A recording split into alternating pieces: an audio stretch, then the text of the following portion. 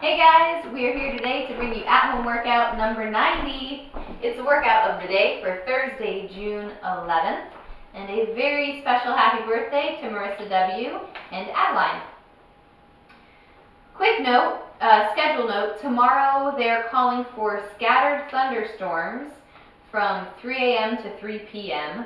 After what we experienced last week, I'm inclined to believe them. So we're going to go ahead and say the 6 a.m. workout is by Zoom, and the noon workout is by Zoom. We're hopefully going to have the 4 o'clock and the 6 o'clock, the afternoon ones, in the parking lot, okay? So if you were signed up for class, you'll get a notification. It's going to be by Zoom. And if you've never done Zoom before, please give it a try, because we're going to see more and more of these, and everyone who's done one says it's more enjoyable than they expected. So all you have to do is go to our blog. On the right hand side there's a Zoom button, click that link, enter password IStayStrong, and hopefully you can join us. Alright, for the warm-up, 2 rounds, 30 seconds at 5 different stations. It starts with a single under, alternating reverse lunges. Jen's going to keep his chest tall, drive one leg far back, reach that back, tap the floor with his knee, and stand up. Downward dog calf stretch. He's going to get first into a plank position and then send his butt back, and he's going to pulse. He's going to alternate bending one knee and the other to stretch out the back of his calves. Sit-ups. 30 seconds of sit-ups. All the way down. Sorry, Sam.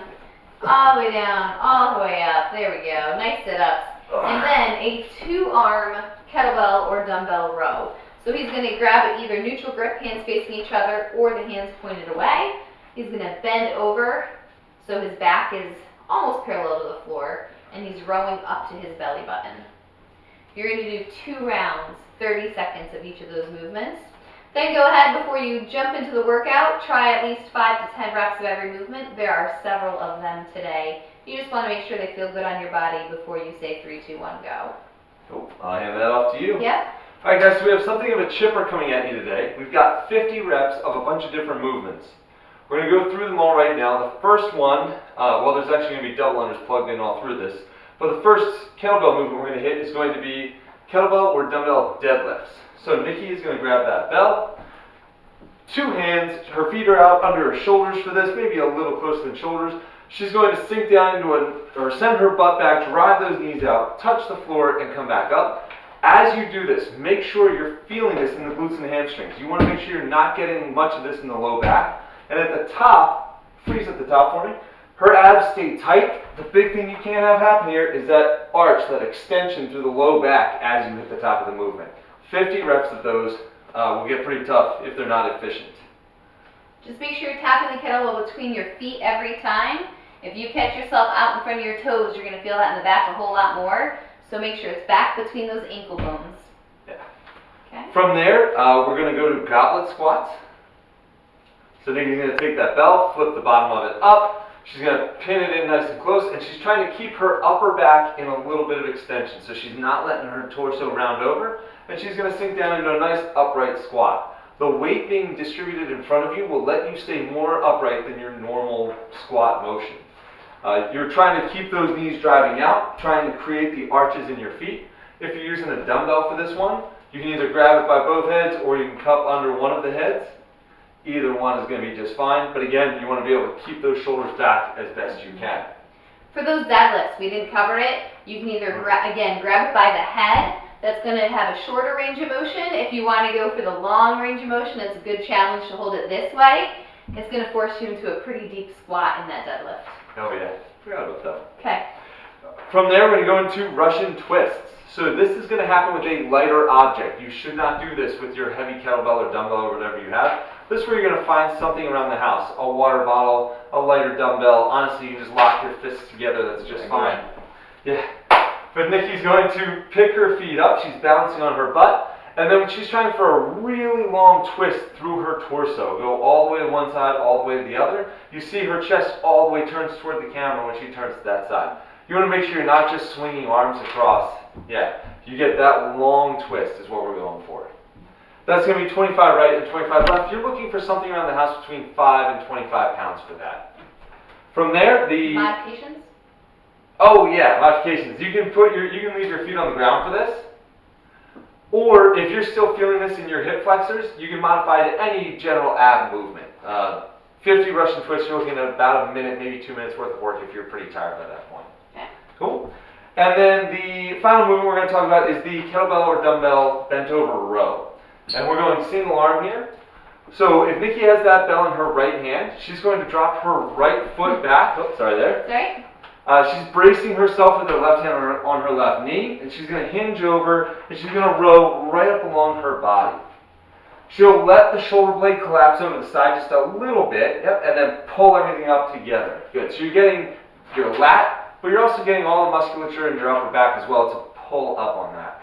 It's 25 right, 25 left. They do not need to be in a row. You can alternate that as much as you need. And we're not touching the ground like we did for the dead rows last week. Okay, this you're just going to that hang position and coming right back up. Cool. Yeah. With a dumbbell, yeah, easy. Yeah, dumbbell is going to look exactly the same, grabbing from the handle. So those are our main movements. You've got the deadlift, goblet squat, Russian twist, and bent over row. Before every one of those movements, you're going to do 50 double unders. And the main goal here through 50 double unders is you're looking for around a minute worth of work. As you get tired, maybe 90 seconds. Somebody who's going to go unbroken will be like 30 seconds. But you don't want to push much past 90. So you can either cap yourself there, or if you know 50 is too much out of the gates, you can drop that down to 25, 30, whatever it's going to be. Or double up single unders. All the same modifications for cardio apply if you don't like to jump for whatever. Double under, you can single under 2 times, row for about a minute increment, jumping jacks, maybe 35 or 40, yeah. Right? Just target something that's going to be approximately a minute when you're fresh. Cool. That's your main workout, right? 50 of all those movements. From there, we're going to go to the cash out. Nikki is going to demonstrate a handstand. The cash out is a max duration handstand hold. You're going to go floor or wall. Yeah, so it can be, the hardest would be just doing it on the floor. And that if you're doing that, you're probably going to take several attempts to figure out what your max is. You can also against a wall, in which case you're probably just going to do 1 attempt before we start to like burst blood vessels under your eyes. Yeah. And then other modifications could be a downward dog position or a plank, which I guess we'll show in a minute. Yeah. Okay. You on the floor? Sure. Cool. All right. So Nikki is going to. She's going to put her hands down right in front of her feet, and then she's going to kick up into a handstand. As she gets up there, you can see both feet stick together immediately. She keeps her abs in tight, and she's actively pressing through her fingers to make sure that she's not just kind of hanging out on a stump there of her hand. When she's ready to come down, she'll bring her leg down. That was really impressive. Right? Very impressive. Yeah. If you're going up to a wall, you get to lean into the wall just a little bit. So she still kicks up. She touches the wall under control. She doesn't go slamming into it. But again, abs are in. She's trying to not have her back arch. And she's still actively pressing up through her hands. So for this one, don't let it get ugly. Okay, so keep that core tight. When you feel your shoulders you're driving through the floor, abs tight. If you feel your arms kind of start to fall back, you feel the back start to bend, and you're in this like ugly position here, just come down. You're no longer in a handstand, right? We want abs tight, driving up, not hollow. Yeah. Yeah, that's solid. So downward plank. Well, the next hardest I'd say would be down dog, maybe. Yeah, that'd probably be a good bet. Okay. So this way we're still loading the shoulders. So she sends her butt way up in the air and is just holding, again, locked out, active shoulders. Once you feel like you've lost that positioning, come down out of it. And then finally a plank. And this one's crucial. You got to make sure you still have that hollow position. If you get to the point where your back collapses and you feel it's mostly in your hip flexors, again, that's where you call it. And I'd say even a backwards wall climb. Yeah. To whatever height you're comfortable. You can always climb up backwards into it if it feels better on your shoulder. Yeah. So you're going to have to record what variation you did and how long you held it for. Just something fun. Alright, cool down. We have a wall calf stretch. If you're in the parking lot tomorrow, it also works very well on a kettlebell or dumbbell. John's just going to get those toes high up on the wall, straighten his leg, lean into it, and 30 seconds on side. And then the crossover hamstring stretch. Good luck with that tired dog in the way. You're not. I am. Oh, that poor dog. So he's out with his hands to the side. He's going to pick one leg, drop it across his body, hang out for 30 seconds, and then Sam's fine with that. Then he'll do the other side. All right, so that's the workout of the day for Thursday, June 11th. Yeah, have Enjoy. fun.